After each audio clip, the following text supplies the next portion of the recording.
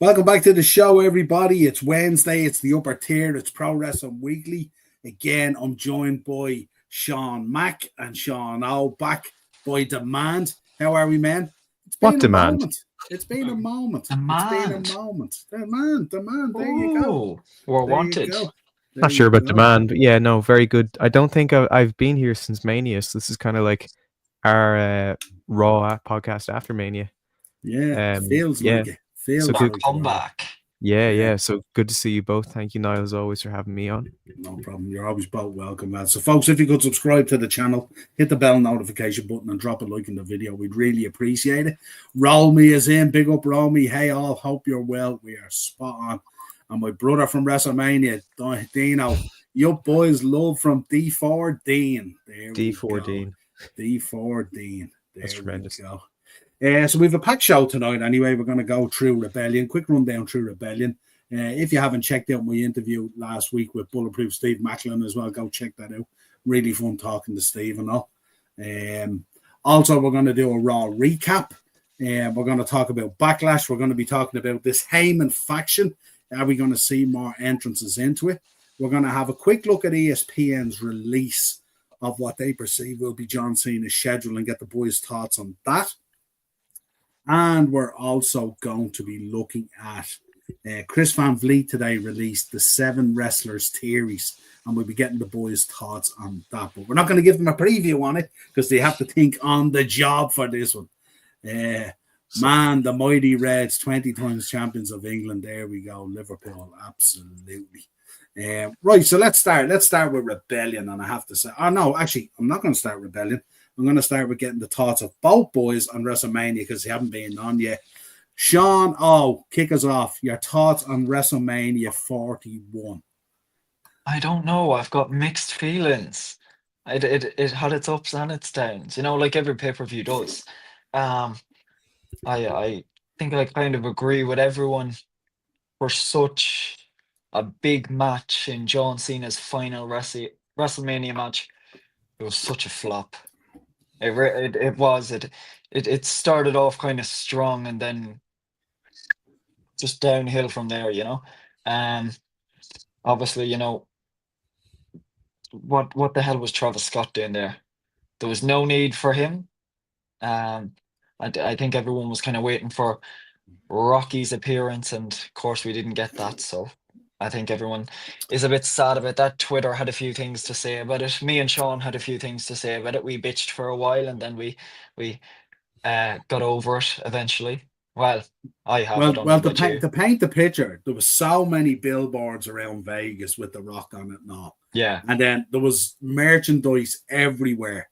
Every single shop we went into, any sports shop or anything like that, right inside the door, WWE shirts. And a lot of them were finally The Rock has come back to Las Vegas. So it's kind of like that the narrative and the scene was kind of set for most of the week. Yeah. And I think that's what upset people the most. And it was kind of like, it kind of started off with the stare down, and we were saying, this is like Hogan Rock, WrestleMania 18, the electricity in the place, the people, the crowd, the anticipation before they even locked up and all was unbelievable. And then they locked up and it all went sort of really cool. And then out came Travis Scott, and he stopped halfway down the ramp. And I don't know, that's the longest ramp, but he took a long time to come down it. But he stopped halfway down the ramp, and we were just out of our seat waiting for the Rock's music to hit. And it didn't hit, and it kind of died. And I think what's made it worse as well, I think it's obviously different for you guys. You guys were here, I was in the stadium, but I think his interview afterwards with Pat McAfee and all made it even worse because he basically turned around and said, well, the only reason I rocked up an Elimination Chamber is ticket sales weren't great, and they asked me to do it. Which is kind of a shit thing to say, And then he turned around and he went, oh, I didn't want to get involved. This was all about John Cena, heel, 70 times and all that. Well, you fucking started this. You're the reason he fucking turned heel. So it was kind of weird, But yeah, keep on going, boys, because I've given my thoughts on it anyway, so. Let's see, what else can we go for? I think one of the most notable mentions probably will be Lawyer and Becky, considering how big of a slap in the face it was the next night. I'm still crying, having nightmares, tissues, ice cream, all the works. Um, you know, I love Becky, I love Lyra. They're easily two of my favorite women in WWE currently, and possibly for the past year. I love both their work, and I think everyone knew that automatically once Bailey was injured that it would be Becky stepping in her place. Um, but still, it was nothing short of spectacular, in my opinion. Um, the match itself, it was pretty decent. I don't think anyone kind of expected them to win the tag titles, and it was a solid match. You know, there's not really more I can say about it. What other matches? Oh, Well, talk about the matches, kind of that. Like, talk about what you didn't like, as opposed to going through everything. Because obviously Gunther and Jay was crazy, like the way it got going yeah, and the crowd and all. We were literally above Jay Uso when he came out, so that'll give you an idea where we were in the stadium. We were to the opposite side to hard cam, basically, if you like, but like up in the clouds. But there wasn't a single person in the place that wasn't eating to it. Like, it was yeah. insane. Like, this was Daniel Bryan yes levels and higher. So it was pretty insane. I don't know that, like, it was nice to see that they kind of followed through on it, to be honest. And then obviously leading to Gunther, and we'll get into that later with Backlash and stuff like that and all. But go on, give us more of your thoughts on some of the other matches and stuff like that. I'll step in for this. I Yeah. normally am right to jump to the conversation, but I've been a little quiet. Too quiet. I thought night 2 was great, but overall, I thought this Mania was disappointing. And when after Cody Cena, I said I cannot wait to get on the podcast. I'm just gonna unload like so much rage and fury. Look, well, here's your platform: unload, yeah, rage, and yeah. fury. Come on, yeah. don't hold back. Yeah, hot tag. I think that the main event of WrestleMania, night 1 and night 2, but mainly night 2 now because it's like the last. It really is the last match in the show. Is the most important match of the year, and I was equal parts heartbroken and hooked at the Cena heel turn. And I said at the start, I really hope they had a plan. And Mania showed me very clearly they didn't have a plan. The whole storyline centered around The Rock and on the Pat McAfee show. Or was it Pat McAfee or Chris Van Vliet? Yeah, I can't remember. McAfee.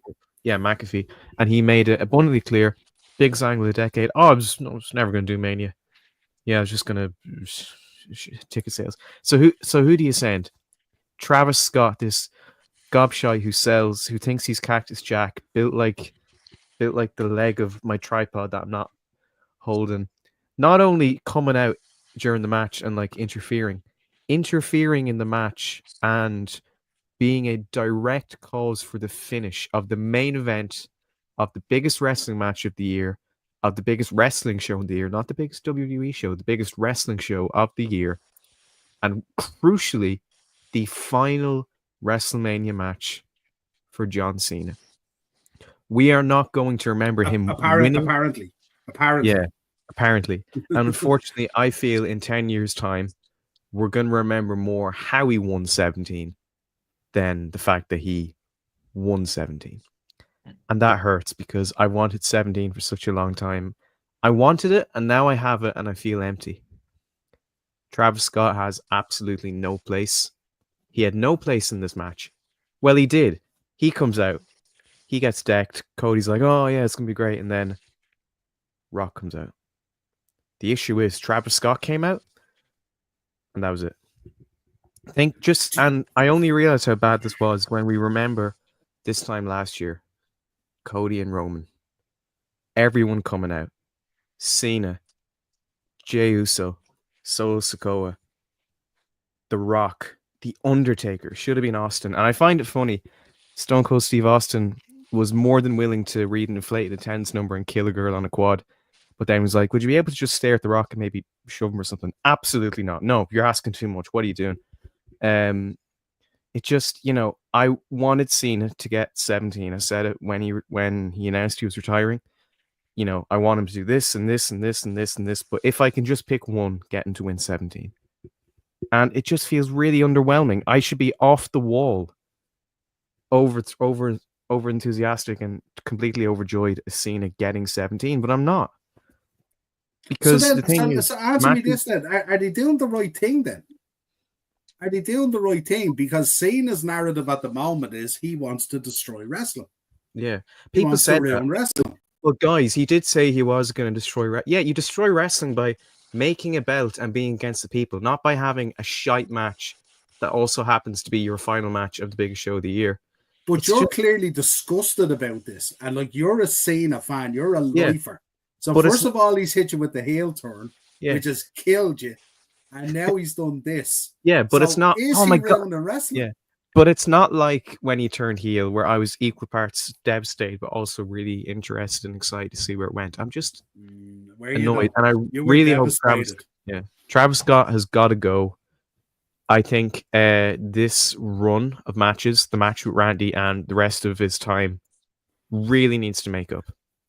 Because I shouldn't be feeling deflated and upset at the main event of WrestleMania when, spoiler for that little thing you showed, my favorite wrestler growing up, John Cena, breaks the record. But no. But I will say, as much awful shit as I have to say about Cody Cena, I don't have too much bad stuff to say about the main event, night one.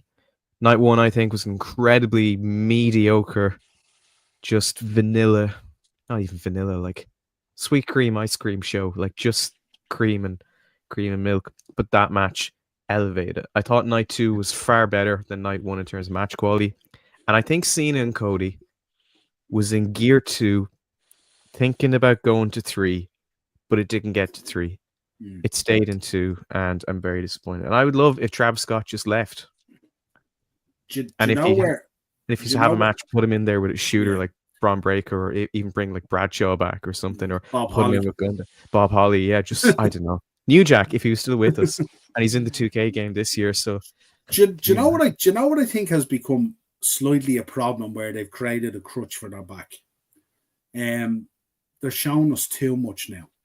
They're giving us too much insight into the business, and with this new documentary's coming out now. WWE in general, and I think what happens is what that's causing is, and I'm the worst for it. I put my hands up. I am the worst for crazy booking and ideas. Okay, I am so far out there. There's not too many actually match me.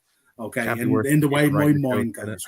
Right, and I think what happens is I think people start to do this crazy booking in their mind that there's going to be a double swerve in the main event. Cena's going to come back face. Cody's going to go heel and go with the Rock. All these things, and the expectation is then built up.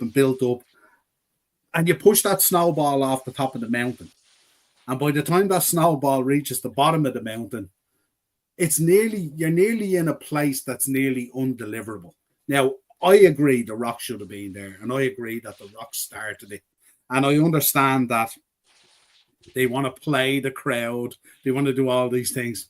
But if I'm a guy sitting in the front row who's paid 15 grand for my package or whatever it is, I'm pretty fucking pissed.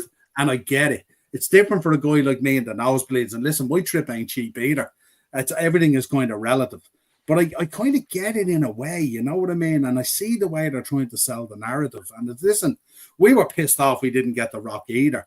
But I didn't leave the building on either night feeling somewhat like I'd been hard done by, because I've become a little bit immune to that. But where I see where there's a problem is if you have 2 nights on a pay-per-view like WrestleMania, definitely there has to be some sort of a link between night 1 and night 2 that feeds into it somehow, that captures you, that it is actually one big event and not like 2 individual pay-per-view nights. And WrestleMania this year did feel like that, like you had gone to WrestleMania 41 and WrestleMania 41A or B or whatever you want to call it, because there was no real link between the two. It was nearly like we got WrestleMania 41 Raw and we got WrestleMania 41 SmackDown or something like that, you know? And I think it works better definitely if you have a match or you have matches on it that hinge into matches into the second night and it's linked. I think that will probably work a little bit better in the future. I think this was just a bit too isolated on both nights. Yeah. But I have to say, we were there now, and like I said before, you can be there and it's the best WrestleMania in the world. And in hindsight, you go back and you look at it and you go, okay, you can pick little bits out of it and stuff like that. I think the ending on night 2 was the one that really kind of did people, because I think they were really banking on The Rock being there, and they paid big bucks for it as well. And it didn't happen. And I think the guff that came out the following week, the way The Rock is working people and stuff like that and all, I think the internet wrestling community are not appreciating it, let's say, at the moment. What is there to appreciate from that match being the standard? Well, I suppose if The Rock had to come out, it would have cemented the match. Yeah. Okay, but the fact that The Rock didn't come John out, Cena to be the way he is showed up at John Cena's big match. Yeah. So I get that. And I fully get that. And listen, no one more than me wants to be at a WrestleMania when The Rock comes out. Of course I do. You know? But then he did make the point then in the interview that, like, the John Cena thing and the Cody Soul, it's still stuff there for the future. It hasn't gone away. But I think people will be a little bit more guarded going forward. But maybe people in a roundabout way maybe need to just go easy on their expectation. But I fully agree. I would have expected The Rock to be there. We seen the merchandise, we seen the billboards, we seen the images, all that kind of stuff. For all intents and purposes, I would have bet the holiday that The Rock was showing up. I would not have expected The Rock not to be there. And that was the narrative. But there's a lot of other good stuff really to take out of it, you know. Like, I thought Io Sky retaining the belt was amazing. You know, I thought Jacob Fatu in that moment with his dad Haku was amazing. You know, I thought even Braun Breaker dropping the belt, I thought that match was amazing. You know, there's so much really, really good stuff in WrestleMania as well. So I don't kind of let it hinge on the fact that, right, we got a little bit screwed in the main event and stuff like that, because there's so much more to take out of it. Yeah. The thing is, the positives, the highs were really high, but the lows were so low. Yeah. And when one of those lows that are so low is the main event. Now, the other thing that hurts about this, the circumstances in which I watched it. Now, you got to be there, sit in a huge stadium with a bunch of wrestling fans, having a good time, making a weekend out of it. I was watching this on my couch in Ballyhaise at 4 a.m. and I had to go to work the next morning, and I was miserable. Like, I was so miserable during the day and during work. And the thing is, when you talk about the future, I understand what you mean. There's a lot of times where, like, something bad happens or something that, like, is a bit controversial, and everyone piles on it saying this is terrible, and I'm like, no, just give it time. The thing is, I can't remember the number, but John Cena has started doing a thing where he has his dates flash up on the screen and they trickle down. And we're already a good portion through this run, and it's not slowing down. So I don't know how they're going to do it. But saying that, Raw after Mania and SmackDown after Mania were both brilliant, and that got me hooked in. So I was thinking, how can Triple H make the Raw after Mania and the SmackDown after Mania great, but the actual event Mania not that good? We're gonna have to see. But I was disappointed. I think I heard someone say this. I can't stop thinking about it. If they really, really, really wanted to turn John Cena heel, they should have done it at Mania, not at the Elimination Chamber, but at Mania, because someone turned heel in the main event of WrestleMania against The Rock. Actually, they shook hands with Satan himself, and became a huge star. Can you imagine that they did the Rock Cena angle that they did at the Chamber at WrestleMania instead? Beats Cody and then, like, destroys him, bloodies him or something, and then they form that alliance and The Rock shows up to work. Who would win in a showing up to work match between Roman and The Rock? You know, like, ends in a tie. No disqualification. Yeah, but look, I vented a little bit, so hopefully the rest of the show will be a bit more positive. But yeah, I just want to get that off my chest. I'm just wondering, is The Rock building up this wave within the internet community and the people? And I wonder, is he building this up for a reason? Do all roads lead to eventually Rock Cena And do we get that switcheroo like we got with Hogan and Rock at 18? Well, considering he was willing to, do the big angle at Chamber and then never show up again and then admit, oh yeah, I was never going to do Mania. There's no way he's wrestling Cena, and Cena has made it quite abundantly clear that once it's the end of the year, that's it. Nothing else. But what I'm saying is, I'm wondering, is that a decision that was made solely by The Rock, or was it made by the company, or are they trying to create a situation there for down the line? Well, what I heard was Triple H pitched it to Cena, and Cena couldn't stop thinking about it. But surely The Rock had some influence on it. Now, Well, he's and more supposed to than be the Triple final H, boss, isn't he? yeah, I don't know. The final, yeah, a boss who doesn't show up. I don't know. I personally think that this was contrived in a way on purpose to get people's backs up for something coming down the line. I really do. And Yeah. I think if they wanted The Rock there, and I think if Ari wanted The Rock and TKO and Triple H and Nick Khan and all these people, I think he would have been there. I don't think it would have been an issue. I think this was contrived on purpose because I truly believe before Cena retires, there has to be a huge switch around again, doesn't it? We're not getting Cena heel retiring. We're definitely not. But I was thinking, someone said, I was reading the Inside the Roast magazine, they said if Cena turns babyface again, and this is before Mania, so it's a bit redundant now, but if he turns babyface again, it would be a total waste. But considering The Rock's not even asked to show up, I say, like, where's the harm? Just do it. But here's another idea, and this is crazy. If this is where we were going to be, if you go back and watch the podcast when this happened, we were so excited. We're dejected, frustrated, confused, and not looking forward to it. If that was the case, have John Cena win Elimination Chamber, have Cody Rhodes tell The Rock to go fuck himself, and cut the show. And life moves on. Because it's amazing. They've taken a big risk and it hasn't paid off. But I do believe in the universe that things happen for a reason. Things often present themselves as terrible and end up being great. We talked about very briefly Bianca, Io, and Rhea. I don't think there's anyone on this screen less interested in that match than me, and it ended up being absolutely brilliant. So I am hopeful that it will improve, but at the minute I don't have a crystal ball and we can't see in the future, but in the present I'm very disappointed.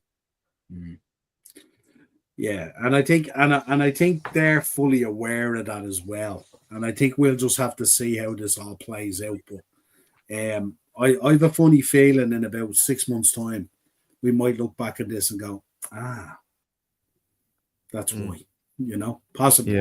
We'll see. That's what I'm saying. I'd hope so, but at the minute, it's just. I still don't believe December's D-Day anyway. I don't believe for a minute that the farewell tour ends in December. I'm still not buying it. That's just me and where I'm at the moment. Back in my day, son, I've seen solid wrestling matches. You young fellas got to do your research.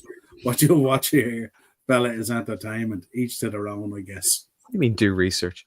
All we do is Homework. research. Yeah. Keith's in. What's the crack, lads? I thought WrestleMania 41 overall was seriously overwhelming, but it's still not as bad as WrestleMania 27. You probably mean underwhelming, don't you? Don't you? I assume you meant underwhelming. Well, I guess 27, the product was in a terrible time. Yeah. So Mania was doomed to fail. But the product was good and it under-delivered, so I don't know. But yeah, each to their own, as you say. Yeah, absolutely. It's hard to know. Stone Cold needs his license revoked. He does, yeah, absolutely. You see, Nick Khan came out of ringside, and then Austin was there, like when the cameras are off. So obviously something happened. He was really milking it. Your one took a 5-minute delay back bump. Yeah. What's that about? Yeah. Everyone in the stadium, by the way, was laughing their ass off at him. By the way. Oh, yeah, I was, yeah. Cody Rhodes will beat John Cena at Night 2 SummerSlam WWE Championship. Let's see. It'll be interesting to see now how they knit SummerSlam together 2 nights and see, do they have Jeopardy on the first night moving into the second night as opposed to 2 nights of isolation. We shall see. They should, but I'm not totally into 2 nights SummerSlam. Travis Scott looks like he'd struggle to finish a Happy Meal. But he can help John Cena beat Cody Rhodes with not even his finisher. Just there you go. Is this going to be the theme of this episode now? Is Oh my it? god. Are you feeling that Yeah. hurt now? Are you? John, wake him up. Bring him out for beers or something, will you? Yeah, And bang off in it. I am that hurt, but I wouldn't go that far. Dino's having a bad day. Yeah. That Travis Scott, he got no place in a wrestling ring. There we go. I mean, unless he trained like Bad Tell Bunny you. or anyone. Tell you, sure, the but- community is fired up tonight. Get that Triple H has already WrestleMania 42 whatever match penciled in with Sami Zayn winning Royal Rumble match in Saudi in January. That's you, Seth Rollins WrestleMania 42. If we get Sami Zayn versus Seth Rollins main event WrestleMania 42, good luck. Do you all know the first WrestleMania night 1 and 2 was WrestleMania 4? Oh God, we're getting into semantics here Oh now. yeah, was that the? No, I'm thinking of the Mania where they had 3 different venues. I don't think they should have that Unreal documentary coming out now. I've been watching wrestling since mid-90s and I prefer to keep the magic in the ring and not knowing everything. You are the first one to look at these documentaries. Do not lie. We're all gasping for it. Listen, they've opened Pandora's box now and there's no stopping it. It's the Ark of the Covenant. There's Razor's Lost Ark. They took the lid off. There's no going back. Las Vegas doesn't work for the Rock brother. That's the same point. Kayfabe's kind of dead, and wrestlers like openly admit stuff. So like, what really else is there to hide? I understand your point. I think it's a little much, but like, you know, absolutely. Story goes that The Rock signed up for a Scorsese movie after agreeing to this storyline and had no choice but to drop his Mania plans. Listen, he could have come in for a couple of hours. Yeah, come on. Probably should have. Yeah. I don't think at 9 o'clock on a Sunday night he was shooting the Scorsese movie somehow. Yeah, but we shall see. Anyway, lads, let's talk. We better talk about it. We'll park WrestleMania for the moment because the more we talk about it, the redder Sean's face is becoming. He's just getting angered now. So and I'm Ginger. I'm in my room. It's really hot. The lights are on. I get red anyway. You don't want to see. I'll go as red as that scarf. Ripping houses off the wall. That stack of books behind them's going to get launched. I'm amazed it hasn't happened already. It's a health hazard. Look at how high it is. Let's talk about a promotion that has their finger on the pulse at the moment and are putting out a very good product. I was at Unbreakable. It was absolutely outstanding. We had a great night. TNA always treat us really, really well. And talking about a promotion that does keep the magic in the ring and bring you in there with them. We had a great night at Unbreakable. Sammy Callahan, Mance Warner was insane. And I'm not a hardcore guy, but it was insane. But let's talk about Rebellion. We moved on Rebellion last Sunday in LA. Want to really talk about the couple of matches. Obviously, Joe Hendry defeating Ethan Page and Frankie Kazarian to retain the World Championship. What have you boys made of Joe Hendry, especially his WrestleMania appearance? He had a great appearance at Unbreakable as well in a tag match with Masha, and also now defending the title against Ethan Page and Frankie Kazarian. Thoughts? Which Sean do you choose? Sean Mack. You start, Sean Mack. You look like you want to talk about something a bit more positive. Yeah, something like I will say with Joe Hendry, anytime he was in a title match and he didn't win the world title, I thought it was bad because he was insanely hot and I was worried that he was going to lose so many title shots that by the time he actually wins it, the act's worn off and people don't care about him and people are bored. I'm happy to say that judging by the reaction he got here and the reaction that he got at Mania, that I don't think that's happened. Yeah, we bullied John Cena into getting a hair transplant. We should bully him into putting on a composite match and get rid of Travis Scott as well. No, I think you're he's holding great. A grudge. I can see it turn firing arrows here all night. He'd be out the back later burning John Cena jerseys and t-shirts. Die, bastards! I haven't done that yet. I was thinking of doing. Do you remember during the feud, the Rock and Cena feud, the first one? Rock did the segment where he threw all the John Cena merch into the harbor. I was thinking of doing that when he turned heel, but I couldn't part ways. I still, as Cody Rhodes says, you're still my hero, but you're a piece of shit. That's how I feel. Where was I? Joe Hendry. Yeah, I don't think he's gone cold. I think he's still very popular. I think he's improved. I remember seeing his his music videos on people in ICW like years ago, and it's crazy to see how far he's gotten with TNA, but also popping up in WWE. And even being at WrestleMania and the Royal Rumble. So he's worked incredibly hard and it shows. And I think he's a really good role model for TNA. And I think this was a really, really strong main event. Frankie Kazarian looked great. Ethan Page also looked great. It was a very good triple threat. 2 very good triple threat matches. Or no, 3 actually. 3 very good triple threat matches across the weekend. 2 in WWE, 1 in TNA. And as interested as I was in this match, I think I'm very intrigued to see what happens next, because after Joe Hendry won, he was celebrating and he got attacked by Trick Williams. Yeah. I think that's a very interesting program. And if Trick hangs around in NXT, I think there's a plethora of matches, good matches that you can have there. But no, a great main event. Great main event. And this was a good show. There's one thing I do want to talk about. You can probably guess is the X Division match. Absolutely. I think we're all going to contribute in that. So I'll park that for a minute. Yeah. Well, it's a nice lead in. Talk to me about it. Moose, the size of Moose. When I think of the X Division, I think of Shelley and Sabin and Styles and guys like that and all. But these guys have taken it to a different level. And to even see Moose wrestling at Unbreakable, to see him live and the size of him and how he can move and stuff like that, it's absolutely insane. But talk to me about this X Division match. This Big Moose fan. I love me some Moose. Absolutely Sean, love. Talk to us. Oh. No, you know what? I'll let Sean take this one because I'm going to be dead honest. He knows more about this match than me. Oh, okay. You sure? Yes, please, I do insist. All right, we'll give Sean the next match. How about that? What happened to Big Moose fan? Oh, I loved when he retained the title. Anyway, I don't want to talk about it. Can you?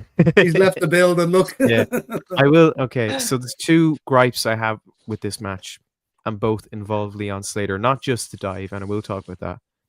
Okay, it's the fact that he grabbed the title, and you don't win the X Division. You don't win Ultimate X by grabbing the title. When you grab the title, you have to hit the floor, and whoever has the belt on the floor wins. Leon Slater got caught into a spear by Moose after grabbing the title. His feet hit the ground. Very clearly, his feet hit the ground before he got speared. And Moose won the match. So that's strike 1. Strike 2, and I can tell this from going to OTT shows. Thankfully, I wasn't watching it at the time. I've since watched, I think it was a couple months. It was like near the end of 2018. There was a Contenders show. Or I can't remember if it's Contenders or Defiant, but there was like a multi-woman tag. I can't remember who was in it apart from Katie Harvey. And there's a spot in that match where Katie Harvey did a dive from the top rope. And obviously with 5 other girls, they're all going to catch. No one caught her. She ended up breaking, I think, every bone in her arm. Her wrist all the way up to her elbow. Both of them, not even just one. Both. She was totally gone. There was like legit worry she was never going to wrestle again. When I actually saw her wrestle for the first time, it was the first match back after like 6 or 7 months. There is trust. And I hate the guys, like these really stupid spots when someone's diving and all the guys are like throwing really bad punches while also looking up to make sure they get their cue. But it's very necessary. And Leon Slater did it from a much higher angle than Katie Harvey. And no one caught him. I think was AJ Francis in this match? Because I remember he said something about like he caught him or almost caught him or something, but he was complaining about it on Twitter. But he did like the Swanton 450, which is probably one of the coolest moves in wrestling at the minute. From a height. So spinning loads of times. No one caught him. Not even one. And if there's one guy there, you couldn't excuse him. You can understand, like, it's just one guy. So there's not really too much room. The issue is the Ultimate X match has 1, 2, 3, 4, 5, 6 people. So there's 5 people that easily could have caught him, easily could have, landed. And I am honestly amazed that Leon Slater did not get seriously hurt. And look, I'm not a wrestler, so I'm not telling wrestlers how to do their job. The same way I wouldn't want Moose telling me how to plug in an XLR cable or how to work Pro Tools. I know what I'm doing. The same way he knows how to wrestle, so I wouldn't lecture him about that. But it seems very dangerous. And seeing the risk, because Leon Slater, like, he's a high flyer, so that style is very scary and very dangerous.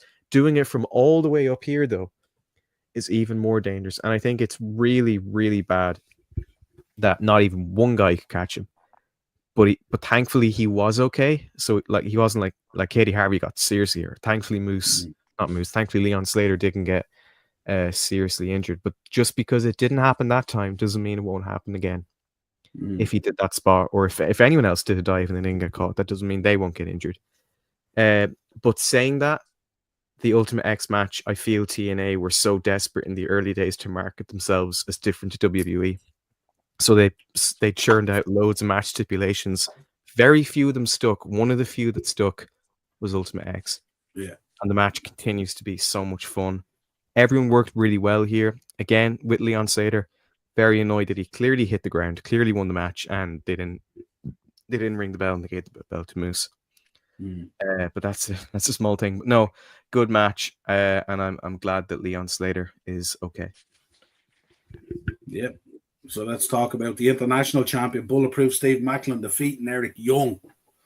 I thought it was excellent, and nothing less than what I'd expect from both men. No, it was brilliant. I'll give this to Sean O because I feel I robbed Ultimate X off him. Just like Moose robbed Ultimate X off Leon Slater. Believe it or not. You don't have proof. His feet hit the ground before he got speared. I didn't see that. Watch it after. Maybe I will. I promise. My face is starting to get red now. You can't get red. Yeah, true.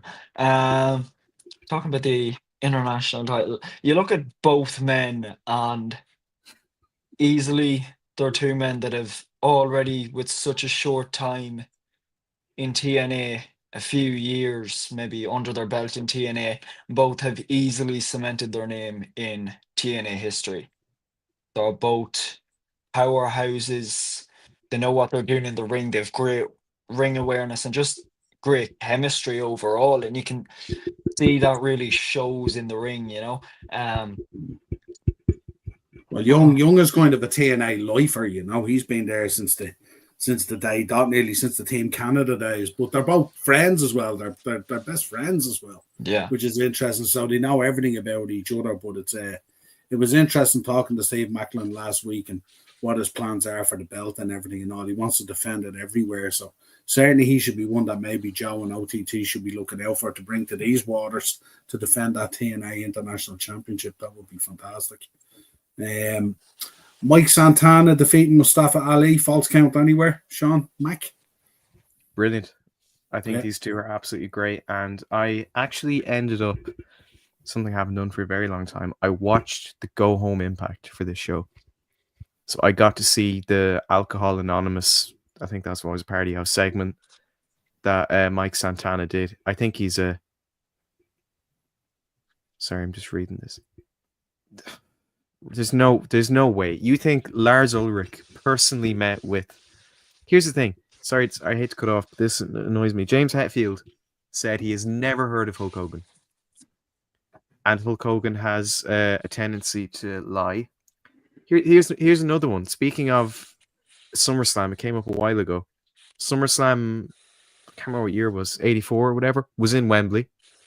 And he apparently got a sick child and got him tickets to Wembley. And 1992. Yeah. So he wasn't in the right year. The kid never went to Wembley. He never did anything. I don't think he was in the UK. Sure, he wasn't. No, he wasn't even in the country. And there's another one. He partied with John Belushi. You know, John Belushi, the guy who played Jake in the Blues Brothers. And I think, I can't remember what the year he said, but he had died, he had been dead 3 or 4 years at that point. And he said he actually turned down, some wrestling companies so he could do pride fighting. Can you imagine Hogan and Rampage Jackson in the side of a Superdome? There's no way that would work. Sorry, I got carried away there. Mike Santana's Mustafa Ali was really, really good. The thing is with Santana, when Santana and Ortiz came into AEW, I was like, oh, cool. But I'm not really familiar with either of them. And as a tag team, they never really did too much for me. I mean, they were fine, but they didn't blow my socks off. So when I only see them in a tag team and I'm not crazy about them, I think you can be forgiven for not realizing that on his own, Mike Santana is absolutely brilliant. Mm. And Mustafa Ali, I feel Retribution was kind of the death of him. He's also absolutely great. His presidential X Division title run, I actually really, really enjoyed that. Yeah. An absolutely great match. Falls Count Anywhere. When they really embrace Falls Count Anywhere, like it can literally end anywhere. They're a lot of fun. But it didn't feel lost in the card. I think Mike Santana winning was the right thing because he had that segment, the Alcohol Anonymous one, so it made him feel vulnerable and like a hero, someone you can root for. So I think having him go over here is probably the right choice. Yeah, absolutely. And then we had a burner of a match for the Women's Knockouts World Championship. Master Slamovich defeated Tessa Blanchard. Yeah, I have to say Tessa Blanchard at Unbreakable was awesome. She's so good. She plays that heel role so well. And the crowd give her an awful time over the previous indiscretions, let's say. Haven't still gone away and stuff like that. But both girls absolutely incredible working together as well. The Nemets, Nick and Ryan, are the new tag team champions, defeating the Hardys. I thought of all the belts that were on the line on this show, that was probably the one that was mostly up for grabs. But there you go, and that kind of rounds out Rebellion there. We spoke about Joe Hendry earlier and stuff like that and all. Keith has a question for you guys. Contract-wise, would you see Joe Hendry signing for WWE within the next year? I don't know. I feel like the treatment he's getting in TNA right now is kind of the star treatment, you know. Like he's got his WrestleMania moment, and maybe he does want more with WWE. But if he stays with TNA, he kind of gets the best of both worlds, you know, with the NXT and WWE/TNA crossover. You know, he can still stay with TNA and get his fill of WWE matches, maybe. Yeah. Yeah, no, it's going to be interesting to see how further he develops really and stuff like that and all. I thought the stuff with Orton was really good and stuff like that and all. And sometimes they do those things really just to test the water and the reaction. And certainly got a great reaction from the WrestleMania crowd as well. So it'll be interesting to see if there's big things in line for him. Matt and Jeff, hang it up, lads. It's like watching Joe Biden trying to walk upstairs in reverse. Jesus. We're harsh tonight. I tell you, we're harsh tonight. I hope these boys don't watch this podcast and they're too sensitive. That's for sure. I actually enjoyed TNA Unbreakable better than WrestleMania. It seemed like a solid card it was. It was an excellent night. Too many super kicks and flying around like ninjas in professional wrestling nowadays. Yes. When I see Jeff do a Swamp Bomb now, it's like watching Boogie 2988 doing a cannonball in a pill. I haven't seen that video in years. My God. Look, he's a little slower than he was like in the 90s, but he can still do the Swanton Bomb. I'm not. He floats a little bit longer in air. He doesn't go down as quick. No, absolutely. Listen, still at it. If WWE, and I have to say that the longest queue outside Unbreakable as well at the meet and greet as well, that's for sure. If WWE doesn't bring back Frey, the real life Nacho Libre, I'm rioting. There we go. We got a Grande Americano. We don't need Nacho Libre. So Grande Americano versus Nacho Libre. Yes, dream match right there. WrestleMania 42 petition. I have to say, the way he had to go off Penta and all the other day, and he has the t-shirt on him and all, it's sensational, really, isn't it? It's just so good. Right, let's run down through Raw and let's have a chat about Raw. Sami Zayn falls victim to Seth Rollins' new group there, I add. Seth Rollins' new group. And see where we're going with this, all right, but they absolutely laid out Sami, didn't they? Sean Mack, I enjoyed it. I enjoyed it as well. We all enjoyed it. Now next, Braun Breaker defeat. No, I'm not gonna.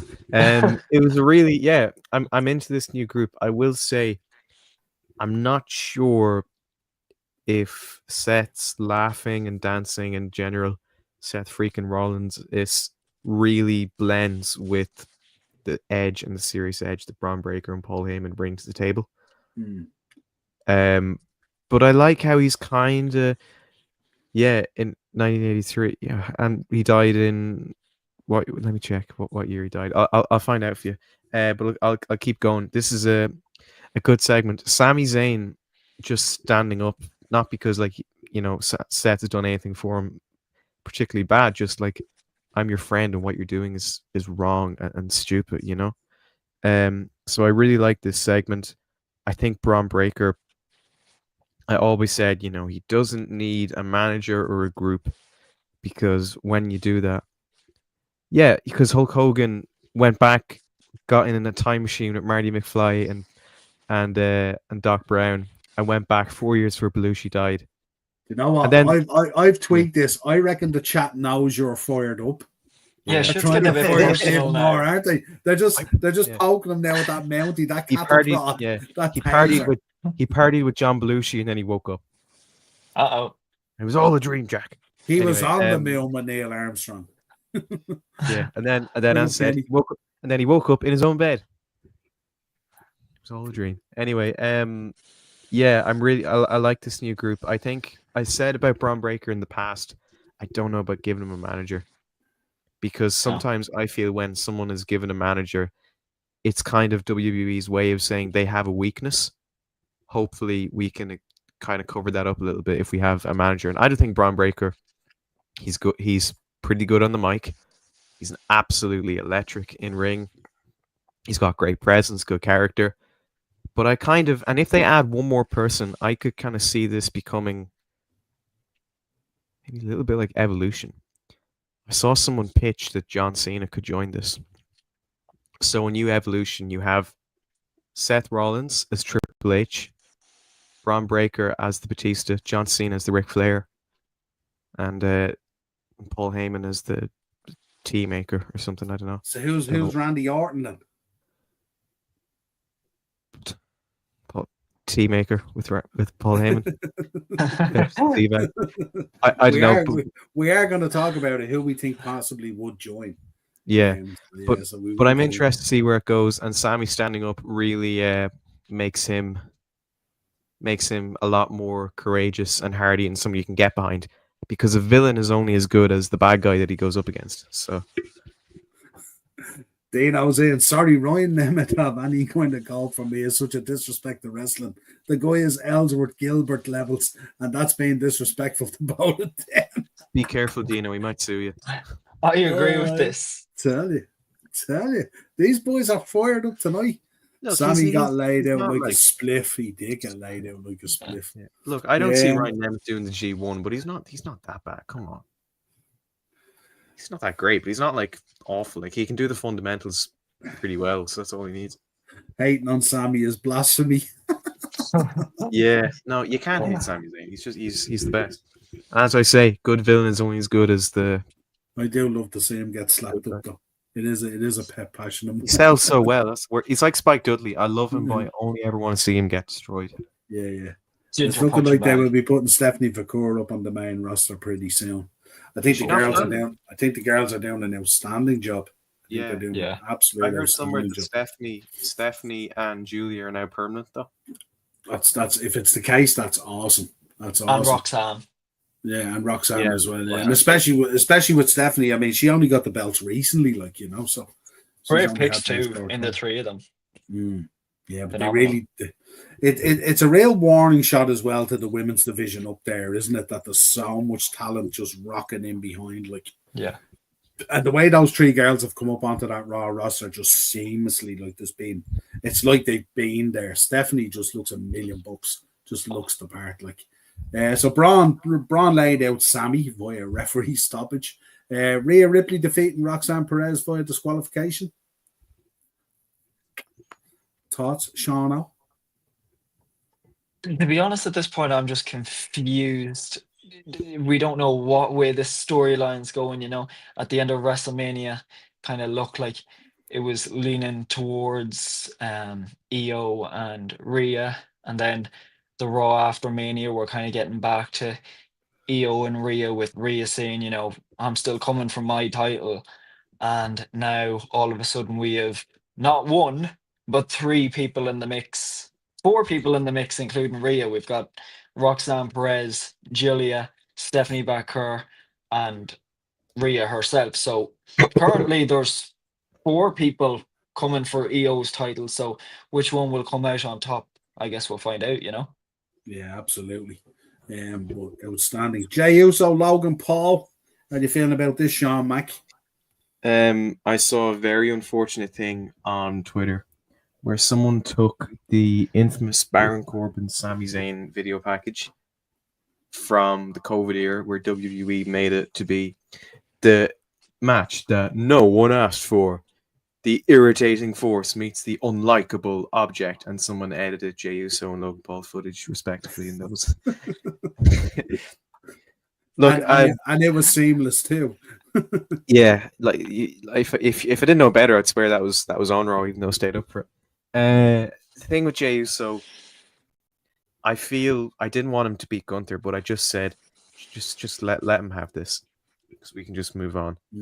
And Logan Paul, I wanted his match with AJ Styles to be far better. It wasn't very good.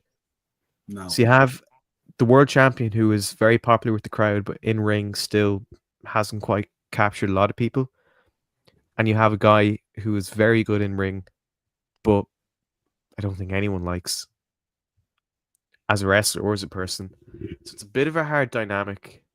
I was expecting maybe a little bit more for Jey Uso's first world title program, considering the journey we went on to get there, and now where we are here. I expected something more, but I think it was a good program. But the end of the day is just like Sammy against Seth's group.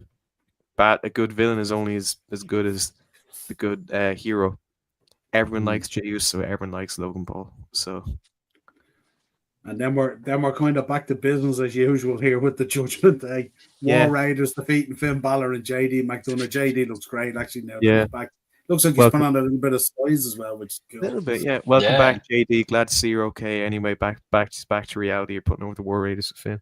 What did you make of his interaction with Penta? With Penta on the commentator's desk, and JD's just looking up at him, going, just like it was pretty cool. It was really good. I have a feeling they are teasing Finn Balor either getting kicked out of the Judgment Day or snapping and leaving, because the week before when he came back, I think he interfered to help Dominic win a match. Yeah. And he celebrated with Dominic, left Finn out, and he kept trying to pull Finn in for a hug and everything, and Finn was very hesitant to do so. And they had that talk. Apparently, he told, I think, everyone except Finn that he was going to come back.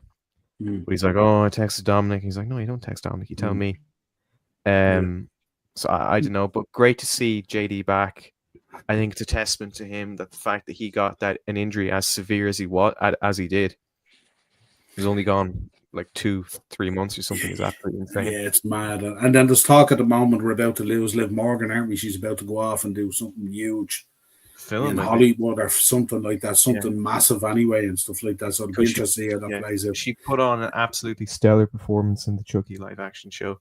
Yeah. So that's anything to go by. I will be front row with my Odeon Limitless card on. Controversial thought. I'm not mad she's leaving for a while. No. Why? She's brilliant. Did you see them the other night where she turned around and Finn goes, "Could you all just keep me in the loop in future?" All this kind of thing. She's so good on every level. Like, she's excellent. I don't know. I agree and disagree. Shit's about to get real controversial. When she goes away, and then you'll see. No. We'll wait till the movie comes out. Then I'll be the judge. Yeah. It's going to be straight to cassette, straight to VHS. Probably. All I'm thinking about is there's a lovely girl sitting in catering waiting for her spot, and I'm excited to see who it is. She's not getting it with. Man, you're a Nikki Bella fan. You want Total Divas roll back and everything at this stage. What are you talking about? Where's the Miss WrestleMania Battle Royal? You can look, but you can't touch. Speaking of you, actually, night 2 WrestleMania with the girl beside us, and she was decked out in all the Nikki Bella gear. She had the fearless top on, the hat, the whole lot, and she was rocking it. And she had the thick red lipstick on, the whole shooting match. I'd have got on very well with her. You would have, absolutely. And I would have. I actually had a dream the other night, lads, I meant to tell you as well. I was at a Finn Balor signing at one of these world events or something, and a row broke out with all the fans. And next, me and him were back to back kicking the shit out of a load of fans. It was absolutely insane. And then, And you woke up and he got pinned. yeah, no, I woke up and I was just clotheslining lads and stuff and all, and he was just killing the ground them and stuff like that and all. It was absolutely insane, but it was Tremendous. I don't know how you fight in your dreams though. I get like Pretty T-Rex. easy. I get like dinosaur hands when I'm in a dream, and I have to. I only have have to use fighting in my combat. dreams. Yeah, it's Great. the I worst. get nightmares my ex-girlfriend's back. Dino will tell you about when we were away. I fell asleep in an armchair watching TV in our apartment. And I was actually texting on my phone or messaging on my phone, typing with my hand like this while I was asleep, snoring. My So God. there you go. There you go. Got it go. sense. Yeah. Let me move on. Lyra challenging Becky to a match at Backlash. John, you take this one. This is the one you want. Go on. Do you know what? Another controversial thought on the Backlash card so far. Yes, I'm excited for Cena and Randy, but I am more excited for Becky and Lyra. I just thought that heel turn was so beautiful that no one expected it up until the very last second. And we all kind of knew Becky was the one who attacked Bailey, but you know, it was just done perfectly, and it was nice to see Lyra clap back at Becky the other night. I think that was the one thing she was kind of missing from her title reign was a good promo, you know, getting on the mic and attacking back, and that's what we finally saw. And you know, she basically said, you know, I don't want to be anything like you. Watch what I can do, and I'll prove it to you. Not only will I give you a match at Backlash, I'm willing to put my money where my mouth is, and I'll put the title on the line. So I'm very excited for this match. And to see how far both of them have come too, you know, both of them being from Ireland, and you know, they put on such, in my opinion, a banger back at NXT Halloween Havoc when Lyra bet Becky for the title. You know, she's basically saying, you know, I've done it once, that I can do it again. Watch me do it again, you know. So yeah. I'm not hating on it. Romy. I'm not hating on it. I was happy to be there for that. Losing Liv is like losing. Great news. Stop out of it, you. Stop out of it. I mean, one's a disease. Like this man. I like it's this because man. blondes aren't his thing. Sorry, Sean. Singing the Bella team gave me PTSD. Ryan Nemeth levels. You got compared to the weaker depth, brother. Liv Bella Morgan's Twins for tag team titles 2025. Liv Morgan's voice is as painful as deep frying your nips. And you know that from experience, presumably. Yeah, Romy, talk to me about it. Is there something you want to tell us? You were also holding my big toe when you fell asleep. I didn't. That's when I woke up, I think. Lyra 2 belt, short-lived, but what an incredible achievement. Yeah, yes. No, 100%. Here we go. We need Tessa on telly more. Yeah, he fell in love with Tessa Blanchard actually WrestleMania week. Or Dino did, so there you go. She's had her transgressions, as you say, but she's a very good wrestler. Yeah, and then Pat McAfee versus Gunther confirmed for Backlash. We may get into it as we're here. We may. It let us in. How do we think Backlash is shaping up? Good enough so far. It's not bad. Yeah, it's grand, I suppose. It's a nice way to ease us back in after the manic weekend of Mania. What did you make of them labeling Cena Randy as one last time? Equal parts nostalgic and relieved. Okay. I think because Cena and Randy is so nostalgic from my childhood, but people forget they had a lot of matches. Yeah, a lot of them weren't great. Was it SummerSlam 2009? They had the WB Championship match, and it got restarted 3-4 times. I'm not joking. Yeah. I'm not joking. It got restart. Randy Orton cheated. I think he got disqualified, and then Cena's foot was. I can't remember all of it, but like something happened 3 times where they said, "Oh no, we should have the match again." So everyone's like, "Oh my god, they're gonna have John Cena win," and then So they had people saying, "Oh my God, Cena's going to win 3 times," and then no, it was 2009. The main event was Jeff Hardy and CM Punk in the ladder match, and I remember it because I have it on DVD. Yeah. And I So can don't be upsetting my friend Sean No. Mack, right? I am Not Mr. tonight TV. anyway. Leave the ginger alone. The first time I showed my face in this amazing podcast, I was flexing my DVDs. Trust me.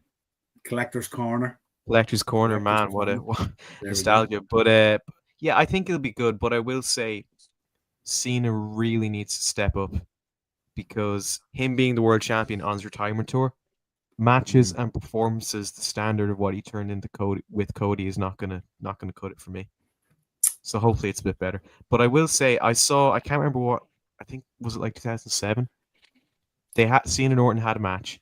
Randy Orton slapped the referee and got disqualified. And both of them were trying so hard not to break character. Trying not to laugh. People are saying it could now be Cena slapping the referee and getting disqualified. Can you imagine? Yeah. So if I'm upset here, if I'm upset with Cena Cody, imagine how upset I'm going to be if that's how Cena Orton goes. Good. So McAfee is to get pummeled and Goldberg saves him, leading to Gunther versus Goldberg for Goldberg's last match. No. Hopefully Brock then comes out and pummels Goldberg. And then we no. get Gunther and Brock versus Goldberg and McAfee. God. No, McAfee and Gunther are going to have a match and pay-per-view is going to go off air. That's it. Nobody expected this match, though. It's such a random match. If you would have told me maybe a month ago, let alone 6 months ago, that we were getting this match, I'd say, nah, shut up and get out. You know, that's like giving Stone Cold Steve Austin and that girl he hit with the quad match. You know, it doesn't work. It makes no sense. Being a courtroom. $1,000. What? $2,000. What? $500,000. What? $700,000.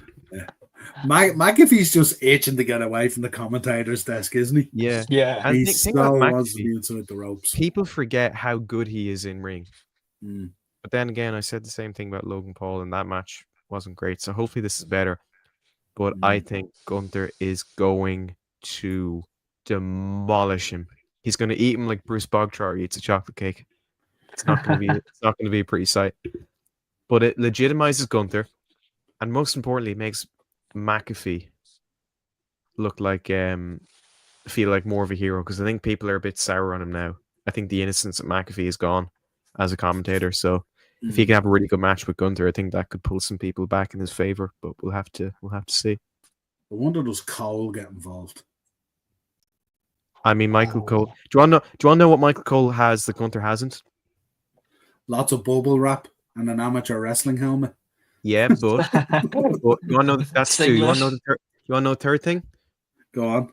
Michael Cole is undefeated at WrestleMania. There you go. And Gunther has been at 3 WrestleManias and he's lost at 2. I'm not saying nothing, but Michael Cole's. Just imagine the ankle lock gets locked in on. He won't tap out. He'll just be crying. Humanize him, you know. I want to see Cole get in the ring again. Just if we're going to get Travis Scott, Travis Scott in, just get Michael Cole, baby. Imagine they came out again in the bubble wrap with the helmet. Yes. Gunther chopping the bubble wrap. Oh my God. Can you imagine? Yeah, that would be insane. All my nightmares come true. We'll keep it updated anyway, because it's Saturday week, isn't it? Saturday week is Backlash, so it's a lot sooner than I thought, but it's okay. I don't mind. Yeah. Oh, I think I'm on the rip that night. Oh God. You better be home for 12. I'll be home in time. Better be home in time to watch it. You can't keep on hot tagging this lad beneath you. Yeah. Me, I don't do that. I've never done that in my entire life. What could you be talking about? Very fiery, personal, exposing stream. I mean, we're talking about we're just exposing each other right here, you know. Go back to get a concussion. Headbutting the door again, the fucking muppet. Bring him back just for that. Have him headbutt the door, and then that's it. No match. Oh God! Scott, it's not safe for him to be in the ring anymore. He couldn't even hit his own finisher. He beat the Fiend in Saudi Arabia with the suplex, not even the jackhammer. So, what do you think he'd do with Gunther? Right, this Dangerous Alliance 2.0, as people are labeling it. What do we think? Are we going to get additions to this, or is it just going to be the 3? Seth Oh, has no. a vision. Oh, sorry. No, it doesn't matter. Whichever one wants to take it. Sorry, I didn't mean to jump in. But if you snooze, you lose. You should have been on your toes. Kiss my. The visions always build upon themselves, and this is a vision. So I think there will absolutely be more people. I don't think he'll like pick people. I think it'll be a mixture of him picking people and him kind of manipulating people to help. I think Paul Heyman will help with that because he's like, like you're my thing. I think I was thinking about this because it's Paul Heyman. He could potentially get someone from the OG bloodline, and I would have said Sammy, but then I remembered he turned on Roman Reigns, so I don't think they'd forgive that or forget that too easily. I've heard people say women could be involved in this. I don't know if I like the idea, but they're saying because of Seth being in there, Becky could be in there. I'd like to see Becky. Quite a bad idea because I don't think it would work, and also the last time they tried to like put them in an angle on screen just because they were married was very, very bad and very awkward. True. And this feud is starting. Not feud. This group is starting hot. Doing something like that would totally cut the tires out, and I don't want that to happen. I think Jimmy definitely joined. But why Jimmy? Because everyone from the bloodlines, everyone from the bloodline saw what Paul Heyman did to Roman at Mania. The thing is, he looked so upset, low blowing Punk. But when he low blowed Roman, he looked like he was having the time of his life. So that was Punk was, I'm sorry, I love you, like Shawn Michaels. But then Roman was, I hate you. Yeah. And I'm so happy I'm taking this away from you. So I don't know about people from the bloodline, but we'd have to see. Yeah, it'd be interesting. I don't like Becky joining. She doesn't need it. She's unique without it. Here's some heat. Get Travis Scott in there. There you go. Imagine. You can't get away from the Travis Scott thing, can you? No. You're really vying for a fight. Look at the colour on him there. Looks like he's been out in the sun the last 3 days. He's burning up areas. In fairness, I walked into town from college today and I got a bit of a sear on the back of my neck. So got a bit of colour, yeah. Yeah, a bit of colour doesn't hurt me. Any basically time, sneaking up behind me. As long as it's not salmon. Like sometimes when I get burned, I look like the scientist from Futurama. Jimmy, the Marty Jannetty of the bloodline. I was talking to Marty Jannetty at WrestleCon, actually. That's an alarming sentence. Sean's on the sunbeds. Yeah, well, also the light in here. The lights and stuff in here isn't great. I actually have red curtains. Like blood red curtains. So I think for next week's show, we're gonna have to develop a Sean anger meter. We're gonna have to measure your anger as the podcast goes or something. I promise that next week I'll be in my normal podcast room. You'll be able to see me better, and most importantly, I'll be in a good mood. That's fair. He's out of sorts at the moment. It's a different location and all. And because Mania, I have had a lot to say about Mania, and I wasn't on the show until the week before Mania, or not even that. I think like 2 weeks before Mania, I was working, so I had a lot of stuff I wanted to. Yeah, not really. I had a great day in college. We had our awards, got to go home early. We got buns and tea. It was great, but I had a lot to say about Mania. I didn't get a chance to say it. I have now, so I'm good. Yeah. I was checking in with Marty to see if Marty was doing okay. He said he was doing better. Okay, that's all I wanted to know. Well, that's good. Good for Marty Jannetty. Should have found a window there. Now we could have super kicked them through it or something. Not a bit of crack. Right. So the consensus at the moment is we're not too sure if they're going to add. They might bring people in here and there for short runs or whatever it is, and when it suits them to need people. When Rikishi goes out with Jay and Jimmy to dinner, he makes Jimmy order off the kids' menu. That's disgusting. How do you think? There's no need for that. There we go. Right, what you make of this? This is ESPN's projects. John Cena's final matches in WWE. Obviously, we know the Randy Orton one. Scale down through it there. Jey Uso defeats John Cena to retain the World Heavyweight Championship at Money in the Bank in June. John Cena defeats CM Punk at Saturday night's main event in July. They are in their arse doing Punk and Cena on Saturday night's main event. Are you kidding me? Where it belongs. Trying to That's get you like doing fired up here. Trying to get you doing fired on up here. They may as well if Superstars is still a thing, they do it there. Do it on speed if you're going to do it on Saturday night's main event. Look at The this. anger meter's going Look, up. Sean, he's about to come through the screen here now. The Isn't anger he? He's getting meter's closer going and very up. closer. Yeah. I'm That's getting what quite happens. scared. I don't even Do you think we're notice? Do you safe. notice the mic's gone from here to here now, and it's very, very angry now all Yeah, together. I'm gonna Popeye the Sailor Man my foot through my laptop into. No, I think I heard I would love that match to happen, but Saturday night's main event, we'll have to see with the next one. But so far they haven't made it feel like a big deal at all in terms of matches. So I think getting that monumental feud and having one final chapter on Saturday night's main event would be very wasteful. Why not do it Money in the Bank? Get it Sean, revenge. Sean, I was going to ask you this one, but I can't because I want to raise the anger meter again. Sean, what do you make of the SummerSlam one in August? John Cena and Travis Scott defeat Cody Rhodes and Bad Bunny. No, Sean. Sorry, I had something on me.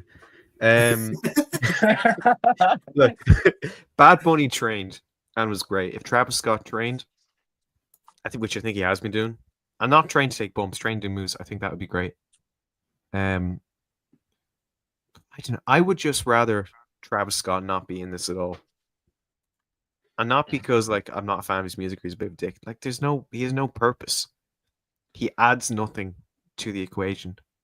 You notice him very much when he's there. You don't notice him when he's not there. And I think this Cena heel run, he needs to do heel stuff, but he needs to win matches clean and confidently, and he can't do that when he has a rapper built like a twig with his $2,000 replica title. And I will say, Cody losing to Cena you can understand, but Cody losing to Travis Scott, 20 years in the history books, you're going to see your internet's going to be down and you're not going to see the first bit of the text. So it's just going to say Travis Scott defeats Cody Rhodes. So what about if Bad Bunny turns on Cody Rhodes and goes with John Cena as well? And this is the beginning of WWE Death Row Records, where John Cena is the new Suge Knight, and he has Travis Scott, Bad Bunny, all these guys. Brings back Thugonomics. You know? I will say for SummerSlam, I could Flow Rider. Yeah, Flow Rider. Bad man. Flow Rider, and this will be the final stake to my heart. WWE's favorite band, Limp Bizkit. Can you imagine? I will say, I do think SummerSlam, Cardi B's hosting, which I'm sure will be absolutely fan-dabby-dozy. So I think they might capitalize on bringing a few celebrities in. And Bad Bunny, I remember thinking at the time, like, this guy's shocking, why do we have him? And then I saw the match and loved him. Yeah, I'd say by the end of this, it'll feel more like the Grammys than it will SummerSlam. Yeah. And TKO are turning wrestling, if Mania was anything to go by, into an advertising hub. They're ruining wrestling. With a bit of wrestling sprinkled in. Yeah. They're doing more damage to wrestling than John Cena ever can. Yeah. Big statement, Sean. Big statement.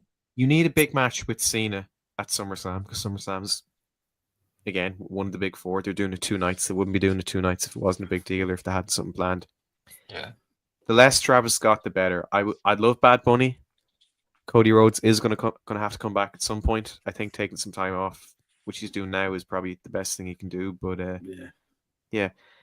John Cena. So you have a great match on a really nothing show, and an awful match on a really good show. And now I'm seeing Joe Hendry defeats John Cena via DQ. I think Hendry and Cena will be interesting, but I don't see John Cena.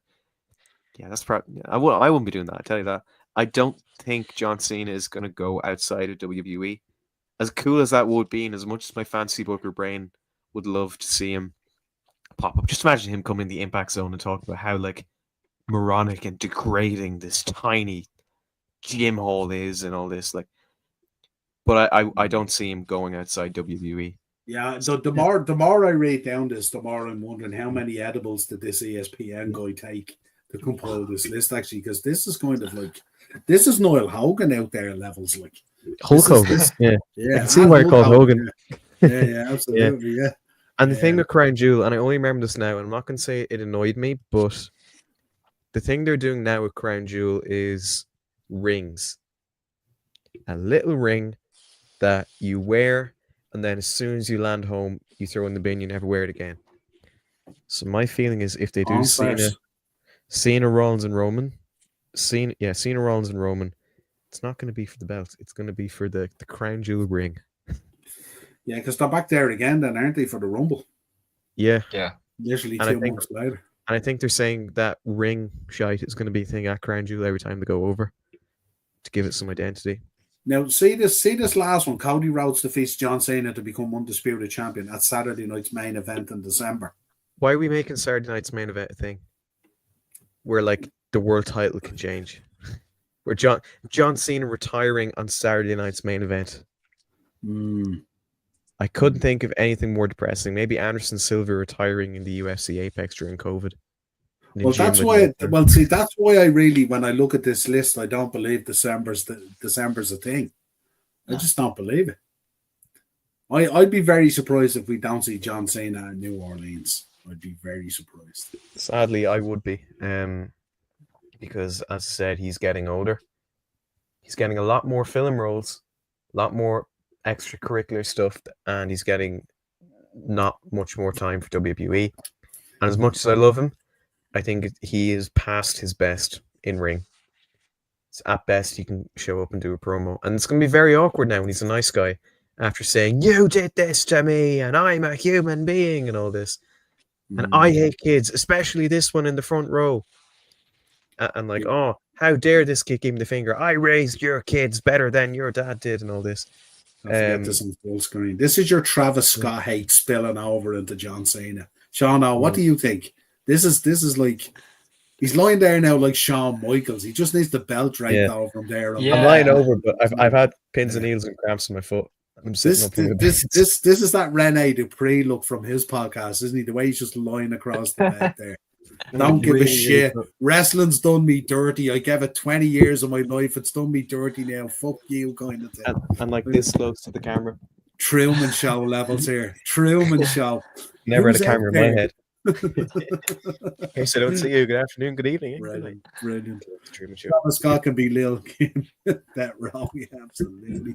Bad Bunny, Travis Scott, and that Def Rebel shite. What has happened to proper music in WWE? At least Bad Bunny can wrestle. And then we got Slayer, didn't we, with Damian Priest? How good was that? You know, and then they bring the tone down. And Slayer was incredible, but to bring the mood back down, that's a theme.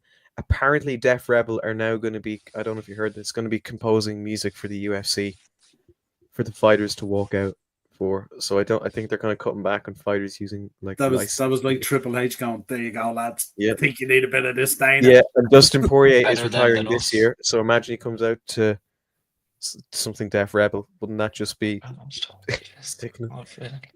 God, no, let's see tag match with Travis. Bad Bunny can wrestle. I think if Travis puts in the work and can do stuff rather than just show up, be annoying, then piss off, I think he could be great. Okay, everything else I can say is fine, but I will not tolerate an ounce of total diva slander. Let me make that clear. One of the best shows WWE has ever created. Imagine if Paige comes back. If Paige comes back, he's just going to be insufferable, isn't he? Really, I really am. And do you know what? I'll do it. You know, we should get a Sean pisses everyone off meter. You know, we'll see how much we can get that up. We'll be doing weekly Total Divas podcasts on the episodes and all. Niall, you were probably Total screaming Bellas, for Total the Divas. Yeah, Niall, you're probably screaming for the history and birthday section to come so we can get out of here. I didn't do a history and birthday section to come because we had so much to cover this week. Oh, so yeah, I left it off. To be honest. Don't worry. We'll do a Total Divas history week. That closed studio button is looking a lot brighter. She's like Tails. She's like Tails from the crypt. I'll throw up my dinner if she works. You're going to be disappointed. That's kind of like all she does. Cena will want to go and be butt naked at the Oscars again, like a muscle Big Dick Johnson. Oh God! Cena needs to return with every belt available: WWE, NXT, TNA, AAA, Johnny 50 belts, women's and all. Just like the Austin Aries belt collector gimmick. Sean lying like Kate Winslet from Titanic. like one of your French girls. I just had a cramp in my foot. I had a cramp in pins and needles in my foot. I just, God, this is Yeah. horrible. I cannot believe I look forward to this all day. It's And like he's I've got- lying there, isn't it? It's like he's lying there on the pallet in Titanic and he's just pushing Travis Scott off, pushing John Cena off. There's just no pushing all these- room. Travis Scott is the reason why one iceberg wasn't enough. Oh, God. Imagine he was on the Titanic. He'd Jesus probably be trying to sell. Christ. He'd be running around saying, "Does anyone to buy my $2,000 Cactus Jack T-shirt?" Oh, brilliant. Brilliant. Right, I seen this today. Chris Van Vliet posted this today, so I thought we'd throw it up there for people to take a look at. Let us know in the comments what you think. Give us your 7 answers if you can. If you don't want to give us them all, let us know what ones you are answering. Sean, we'll kick off with you. All right.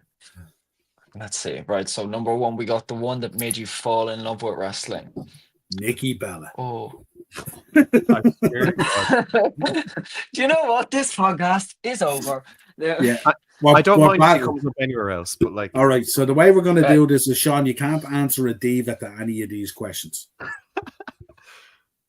You This can't answer a podcast is female over. wrestler. your face has Come on. gone pink. You're like, It's You're just probably past looking my at my- bedtime. Let's just be honest. you're gonna be looking at my Um, poster to see who's there, just to think a name. Yeah. Thank you, Sean. At least someone's trying to help me. Remember Brick? Um, He was like, "I love Lamp from Anchorman. I love," and he's just naming things around the room. That's what you're gonna be doing. All right. So if I'm not to name divas, this is going No, to be I'm very only tough. messing. You can if you want. You can. Yeah, if you sorry. want. We'll give it a go. We'll give it a go. I'm not saying I'll do great, but I'll try my best. So one Nikki Um, Bella. So 1 we got. You're just not letting this go, are you? My rage meter is starting to go up here a bit. I'll have 2 of them next um, week. I'll have the Sean Owen, the Sean Mac meters. They'll Yeah. be up there. Right. Let's see. The one that made you fall in love with wrestling. I feel like there's 2 people that share this spot, so I'm going to go with DIY. Your newest favorite wrestler. Oh, I think we got to go with Stephanie Vaquer. She's just on a roll lately, so she is. She really is. The one that always makes you smile. Controversial, but I don't get it. Mercedes Monet. There we go. Okay. The CEO. Your comfort wrestler. Nikki Bella. There we go. Yeah. There we go. The one you miss most. I think I gotta go with one of the most obvious ones. I gotta go with Bray Wyatt. Man, do I miss him. I'll never forget, when they first revealed the current version of the World Heavyweight title, me and Sean were first talking about it, and we said, who do we want to see hold the title? And the first person I said was Bray Wyatt. And I would Big have up. loved to have seen him.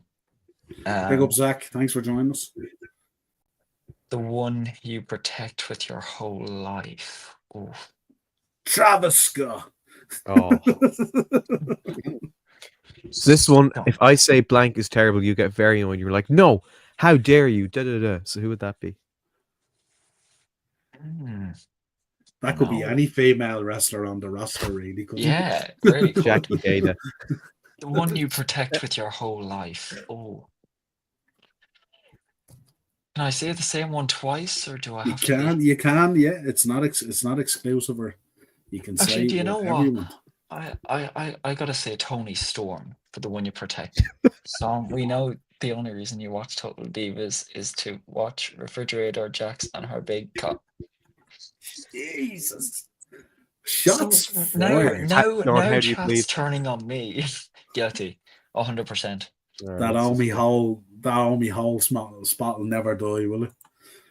Really won't. So the one I protect with my whole life, I gotta go with Tony Storm. I think just since this whole timeless Tony Storm, she's just phenomenal. It needs to be protected at all costs. The one you're rooting for the most. Ooh. It's tough. I think I gotta say DIY again. DIY. The team. What happens if they break up?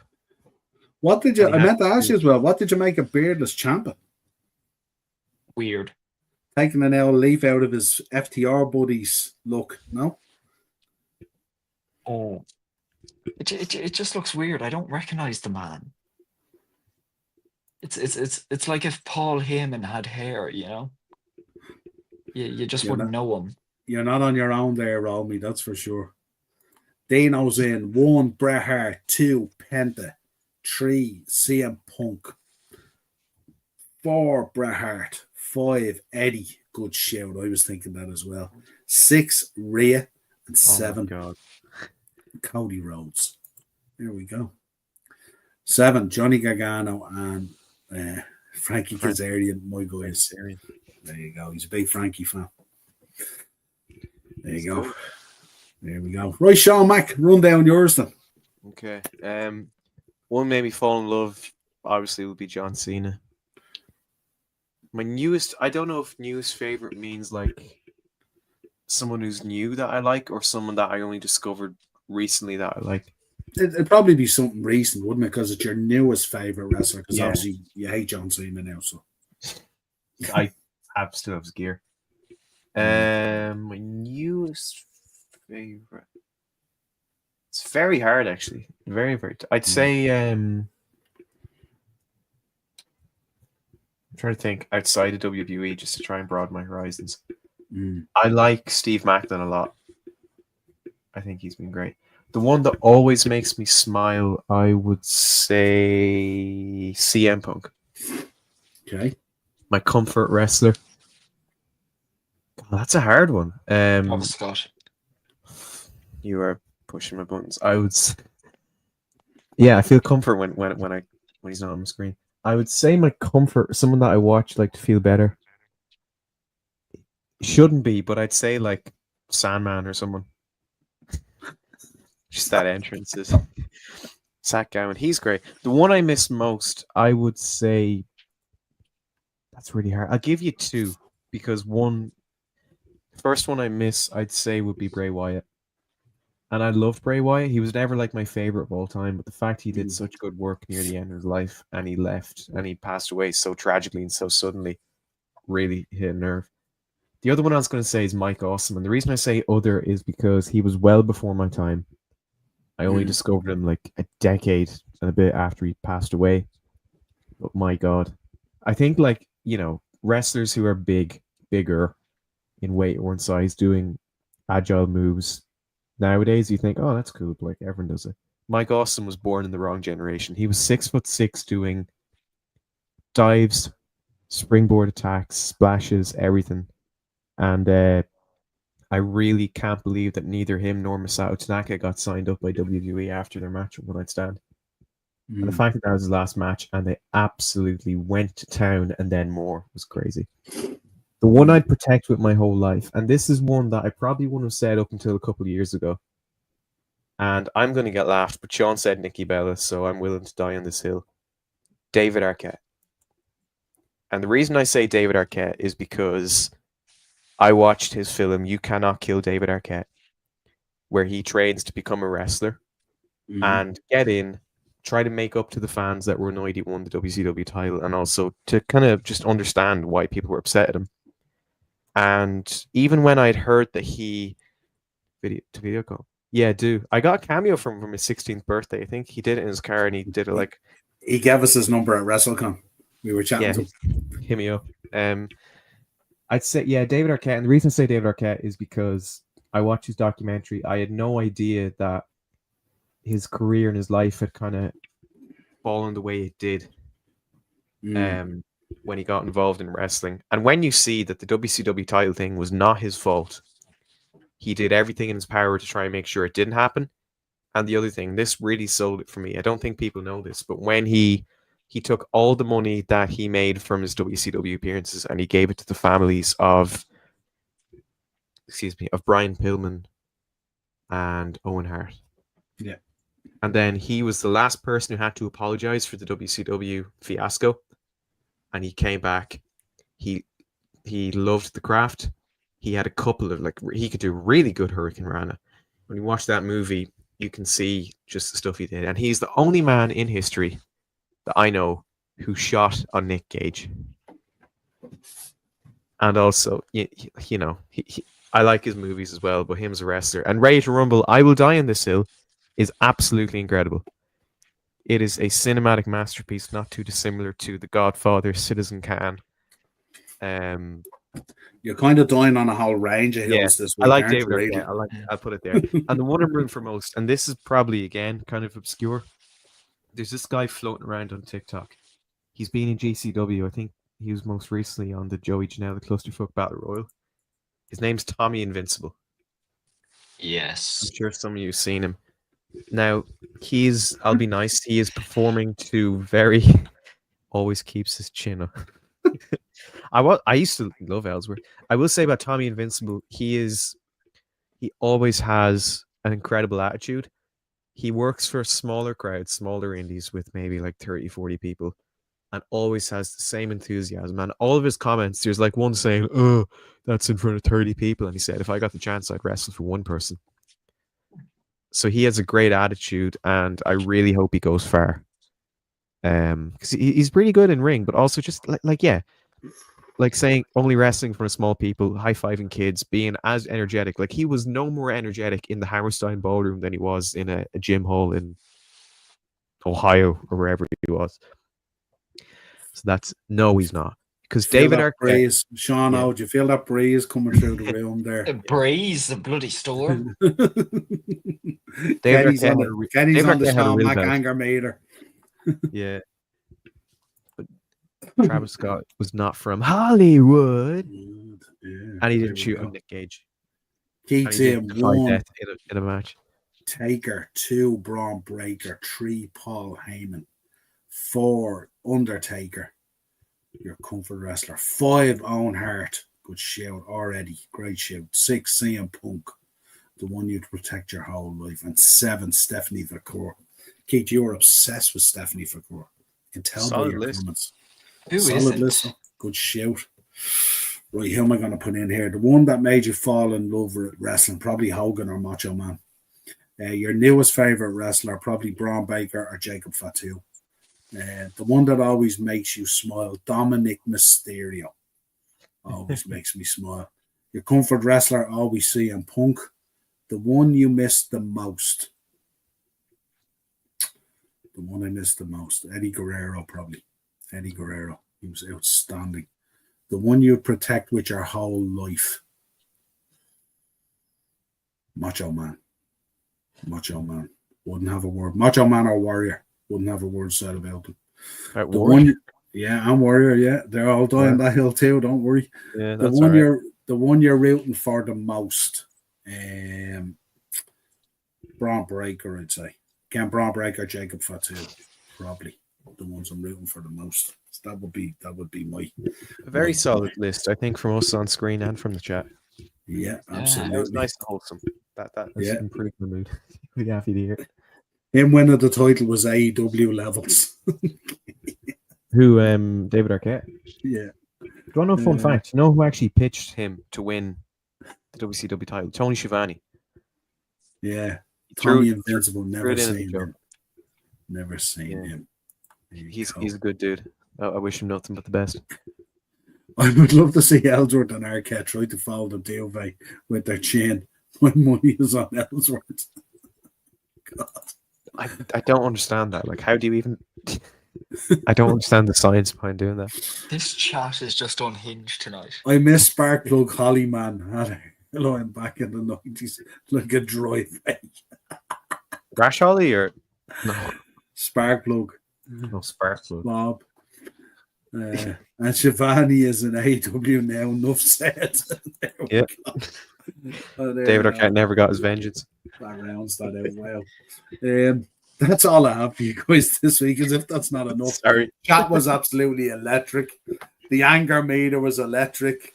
Sean's input on the Diva section was electric. It was all good this week. I have to say, I really enjoyed it. Great to have both you guys back as well. So we will be back next week with our final card for Backlash and our Raw recap and all the usual stuff. And I'll bring back a little bit of history here. Little bit of history and some notable birthdays that we didn't do this week because we wouldn't have had any time, because actually quite a bit to get through. So until next time, folks, if you could subscribe to the channel, hit the bell notification button and drop a like on the video. I'll be back tomorrow night with Darren, and then I'm back on Friday with Dino. We're going to be doing a look back at Liverpool's season, the highlights, the lowlights, all that we thought about, and what they need to do to retain next season as well, the Premier League title. We shall see on Friday, myself and Dino. But until then, love the show. You certainly did love the show. You were ratcheting up that Sean Mac anger meter big time. Yeah. And Kenny's in as well. And just to clarify, clarity, AW is as useful as a chocolate fur guard. Absolutely. What was the name of the guy who put the comment before Kenny? Was it Play? Which one?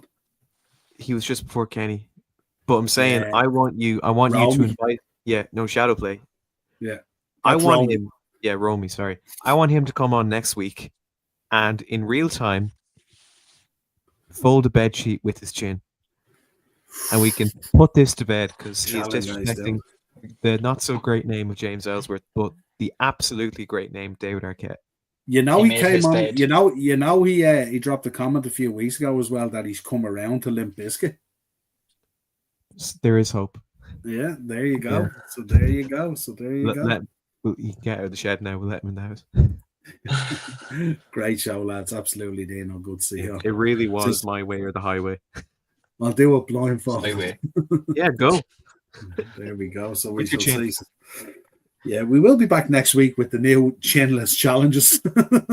See what we can do and all the rest of that good stuff. And we will talk again real soon. Lads, a pleasure as always having you both though. Talk soon, folks. You cannot kill David Arquette.